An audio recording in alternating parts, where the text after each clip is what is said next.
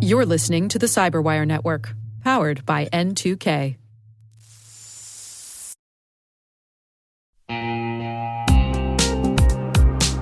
Hey everybody, Dave here. I've talked about Delete Me before, and I'm still using it because it still works. It's been a few months now, and I'm just as impressed today as I was when I signed up. Delete Me keeps finding and removing my personal information from data broker sites, and they keep me updated with detailed reports, so I know exactly what's been taken down. I'm genuinely relieved knowing my privacy isn't something I have to worry about every day. The Delete Me team handles everything. It's the set it and forget it peace of mind. And it's not just for individuals. Delete Me also offers solutions for businesses, helping companies protect their employees' personal information and reduce exposure to social engineering and phishing threats. And right now, our listeners get a special deal, 20% off your Delete Me plan. Just go to joindeleteme.com/N2K and use promo code N2K at checkout. That's joindeleteme.com/N2K, code N2K.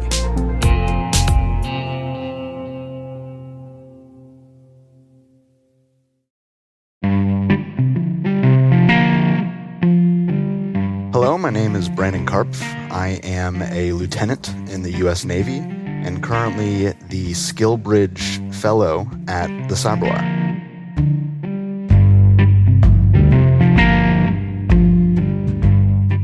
From a young age, knew I wanted to join the military. I remember my first thought of joining the military on 9/11. Being from New Jersey, the events of that day hit my community pretty hard. I had a classmate whose father was killed in one of the towers, and I remember turning to my dad that night and saying, we have to do something, and what I'm going to do is I'm going to join the military. My grandfather served in World War II. He was an Army infantry officer in the South Pacific, and he spent the entire war doing the island hopping campaign under MacArthur. Growing up, I was his only grandson, and I got a lot of the war stories. He instilled in me that sense of service. Getting to the Naval Academy is not necessarily the easiest thing, but I knew I wanted to serve. My dad knew about the academies. He took me around to all of the various academies. As soon as I stepped foot in Annapolis, Maryland, with the water and the blue skies and the gold gilded dome of the Naval Academy Chapel and all the midshipmen in their whites, I knew that this was the place for me.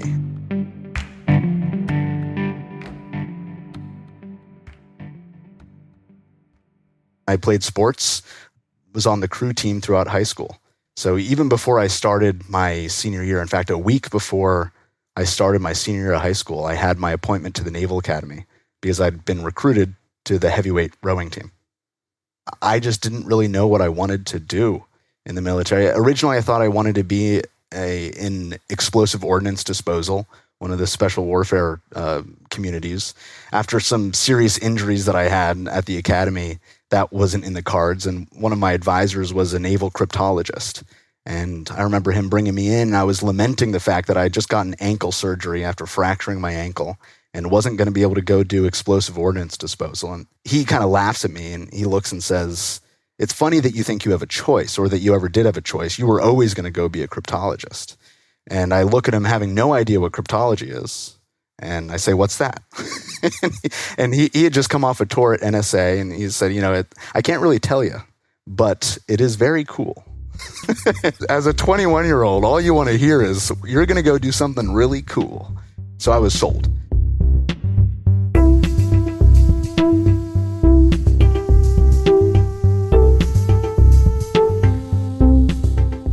I did end up commissioning into the naval cryptologic field as a cryptologic warfare officer.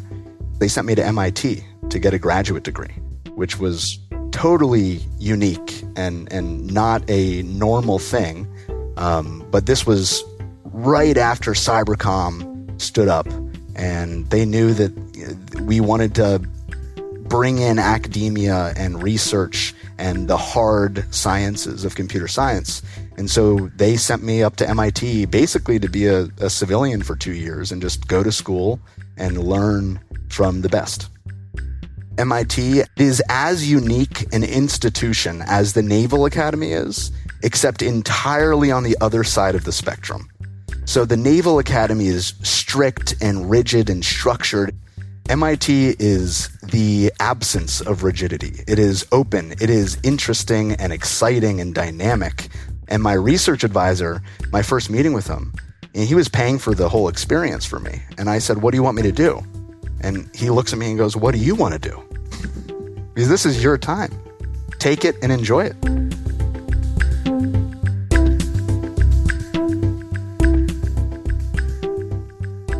When working at the NSA and when working at Cyber Command as a active duty member of the Navy, in which there is a constant tension between maritime, Navy, traditional Navy leadership and career paths, and your role and your job at NSA and Cyber Command.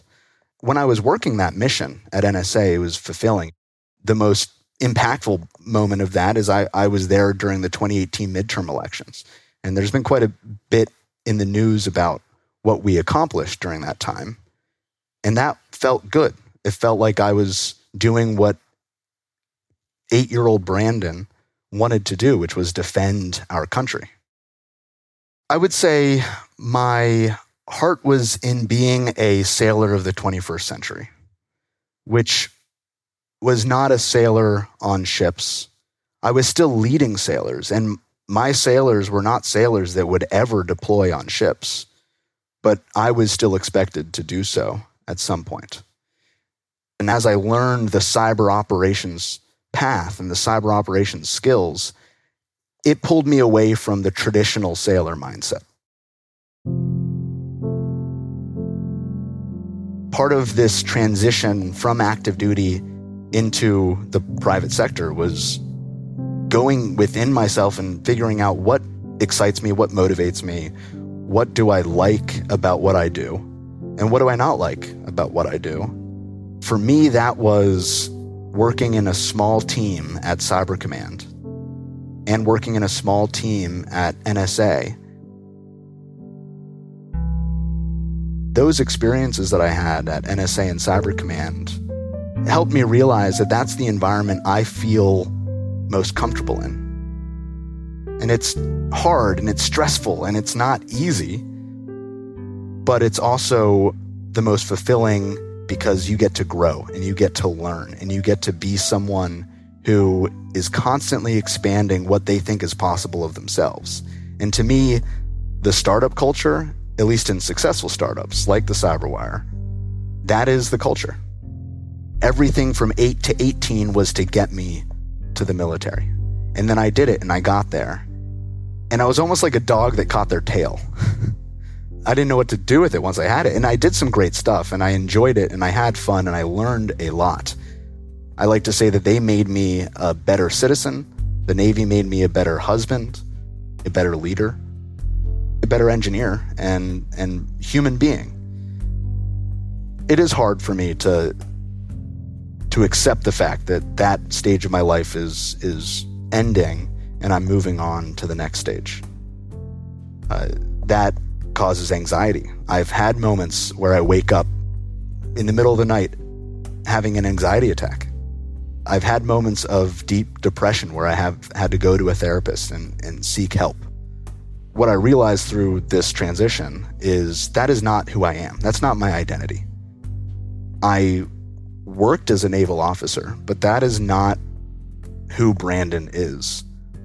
And being comfortable with myself, being comfortable with, just like MIT, the lack of structure, the lack of rigidity, the fact that there are a myriad of paths, none of which have a defined left to right boundary, none of which have a defined end or start. Being comfortable in that environment is very important. And it took me a long time to get there. But I did get there.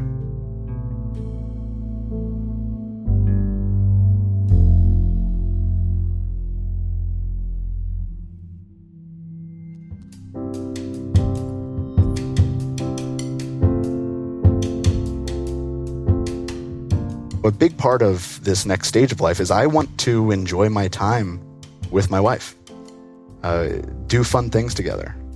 Professionally, I'm really excited about this tech cybersecurity domain, especially in the private sector. I think it's important. It feels incredibly mission-oriented. The people are fun and fascinating. I want to be a member of that community. It's not just an industry. Everyone is passionate and driven towards securing the world against the bad guys. And I'm really excited to be a part of that. And I just want to contribute. I want to be a member. I want to help make that community as strong as it possibly can be.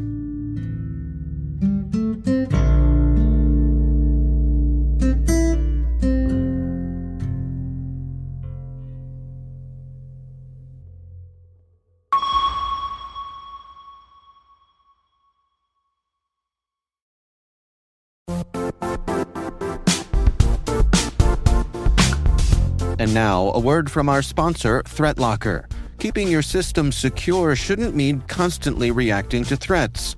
ThreatLocker helps you take a different approach by giving you full control over what software can run in your environment. If it's not approved, it doesn't run. Simple as that. It's a way to stop ransomware and other attacks before they start, without adding extra complexity to your day. See how ThreatLocker can help you lock down your environment at www.threatlocker.com.